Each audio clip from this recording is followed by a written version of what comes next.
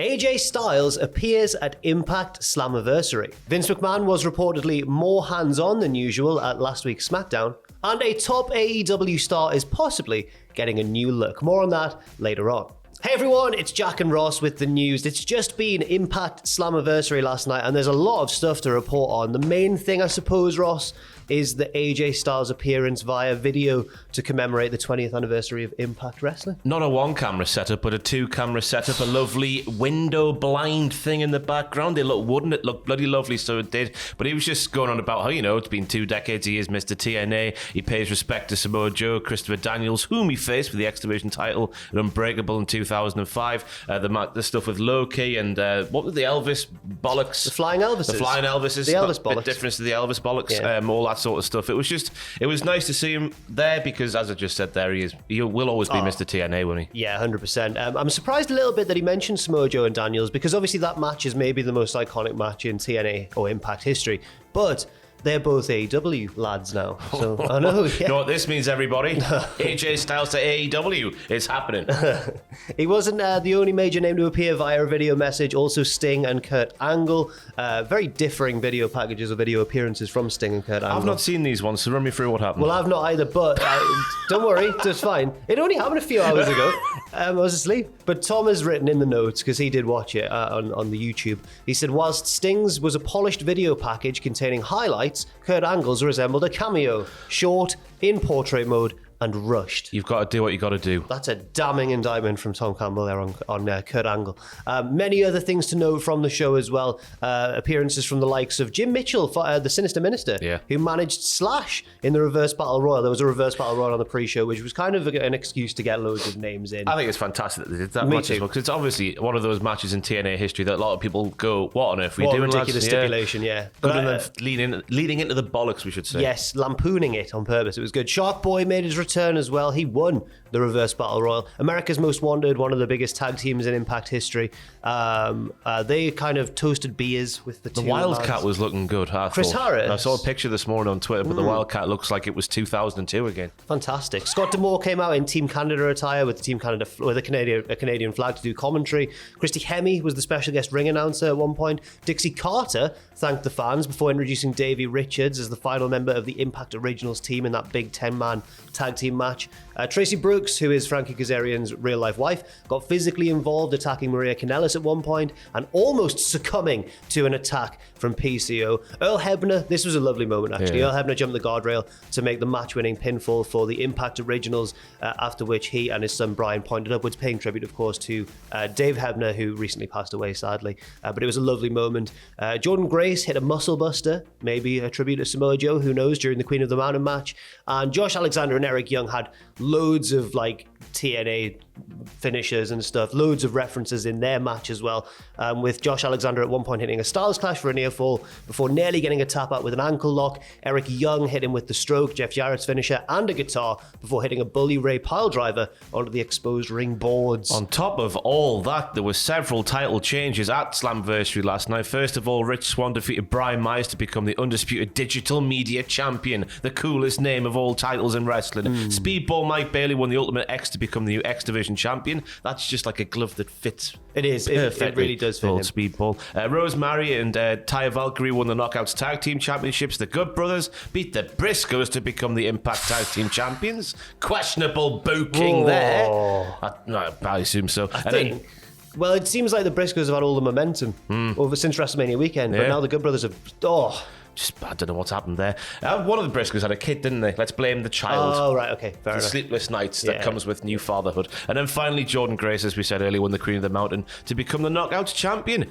Big, beefy show. An eventful show from Impact. And to be fair to them, even if you don't agree with all maybe the decisions or you're not too excited about every appearance that was made, I think they put an effort in. They really were determined to make it a big 20th anniversary spectacular, so that's very nice. Moving on now to SmackDown last week. Fightful have reported that in the days that followed, numerous WWE talent reached out to Fightful to offer details on Vince McMahon's demeanor at the show. One talent saying that they were expecting an eventful day, but nobody knew what Vince was actually going to say, but the term that's been thrown around is that he was no-selling everything backstage, basically. As you would do if you're Vince McMahon. Over the past 30 years, you've been through so many controversies. The story continues. In addition, the person said said that the show was a lot more relaxed than usual by the time it kicked off, with another adding that Vince was happy and it was cool to see, considering that many expected a tense atmosphere. So cool. At least he was what's he like, yeah? It was also said that Vince McMahon was very hands-on on Friday, even more than usual, which I can't believe if we're led to believe everything we do on a Tuesday morning, especially here on the Cultaholic News, when everything's ripped up at the last second and Vince McMahon just does it all by himself. Yeah. One long-time staff member said they thought that was McMahon's way of establishing that he's running the show. He's basically showing through through the promo he did at the start of the show that he handles what's in front of him and he's not running from it, another talent said. Well, I just don't know what to make of what that promo was about. I don't know what I was expecting, but I wasn't expecting that. it was nothing. It was pointless. I think the only reason it can be, from what I can tell, is that it's just a power play, and he's just saying, "I'm still in charge." Yeah, it could have been a message to all the shareholders and sponsors and all the people who, who see that big pie chart of all the other people who've got a slice of the pie, being together and how being together is important. It's odd. I don't know it's what to very make of odd. it. A top AEW star now crossing over. We've crossed 2 lines from Impact to WWE, now across to AEW. A top AEW star is possibly going to get an image change because Penta, now Penta Oscuro, of course, sometimes, is set to face Villano 4 in the finals of the Ruleta de la Muerta Mask versus Mask tournament, with the loser losing their mask. The match will take place at Triple Mania Mexico City in October.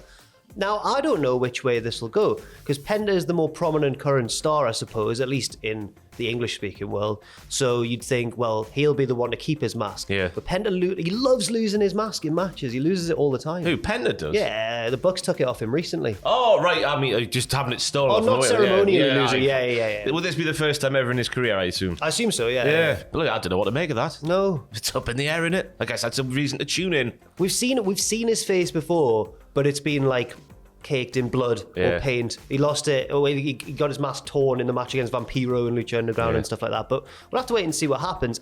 If I was a betting man, I'd say he's going to keep his mask, which I'm, well...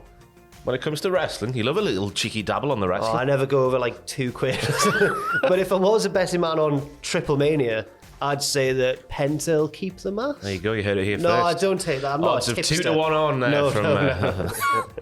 And unfortunately, we do have to end with another piece of very sad news. WWE posting that former WWE official Tim White has passed away. WWE said, WWE is saddened to learn that longtime referee Tim White has passed away and extends its condolences to White's family, friends and fans. White, who was 68 when he passed, was with WWE from 1985 until 2009. He worked as Andre the Giant's agent before becoming, I never knew that, before becoming a full-time referee in 93. White refereed some of the biggest matches in WWE history, including Hell in a Cell between Mankind and Taker at King of the Ring, and was also involved in a WWE.com storyline that many saw in bad taste. This isn't part of WWE's statement, by the way. I'm just carrying on. It was a very distasteful one where he was trying to take his own life and stuff. It was very weird. It was around the sort of early 2000s. But thankfully, that's been overshadowed because positive tributes have all come in. Big E was one of them, Ross, as well. Yeah, he said, I lit up every time I saw this man. Tim White often was the man tasked with shepherding us at appearances and conventions the last several years. He was always extraordinarily kind and warm. I will miss you, my friend. Deepest condolences to his family and friends. Shawn Michaels then wrote Santa here about both Dave Hebner, as he said earlier, and Tim White, both incredible men. I was privileged to spend time in and out of the ring with them. My thoughts are with their families. It was because we know him. I assume we know him best because we're kids of the Attitude Era. Yeah, he was like an ever-present. Yeah, I remember it was it Judgment Day 2002 where Triple H has the Hell in a Cell match with Chris Jericho. Okay, and I think that was his last match ever because he suffered a shoulder injury when he said to Jericho. I think Jericho put this on Instagram yesterday. He said, "Chris, just throw me as hard as you possibly can into that cage wall because he wanted to bleed or whatever it was." Yeah. So Chris did that. And he ended up injuring his shoulder, which ended his career. And Chris was like, "Oh, I'm so sorry. This, that, and the other." He's like, "Chris, you did exactly what I said. So thank you very much." Fair enough. But you hear all the stories as well. He was Andre. I've seen a lot of people say he was Andre's handler back in the day. Right. Where he'd just go on the road with Andre and sort his hotels and do everything with that. Obviously, his bar as well has got a lot of folklore and WWE. Every time APA, for example, had a big barroom brawl thing, it was always at Tim White's thing. There was always like a running joke I've heard on podcasts people speak about when obviously the big brawl would happen in the bar, real televisions would get smashed and stuff. And then Tim White, who was obviously the owner of the bar, would go to Vince McMahon and maybe try and get a little bit more money to get a full refurbishment of the bar and keep it alive. So yeah. Well, yes, he's one of those people who, like myself and Ross, I'm sure many of us, he was like a part of our childhoods watching WWE. So it is very sad news. We would like to echo the condolences to his friends and family, of course. And yeah, it's a sad one, but he's left a really good legacy behind. Thanks very much for watching. We'll be back with more news later on today as well. Leave your thoughts and opinions in the comment section down below, and we'll see you very soon.